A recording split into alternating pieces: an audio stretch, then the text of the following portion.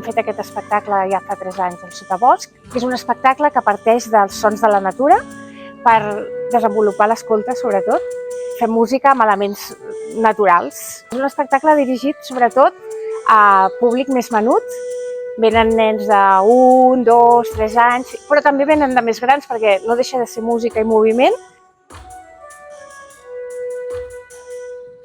Doncs jo crec que entren com en un món poètic, no? Visualment és molt potent, el Sotabosc, i sonorament també et porta en aquests llocs i també crec que agafen elements que poden fer ells quan vagin al bosc, no? Poden fer música amb pedres, poden fer música amb llavors, amb els sons de les branques, o sigui, es poden fixar molts referents que després poden realment anar al bosc i trobar-los.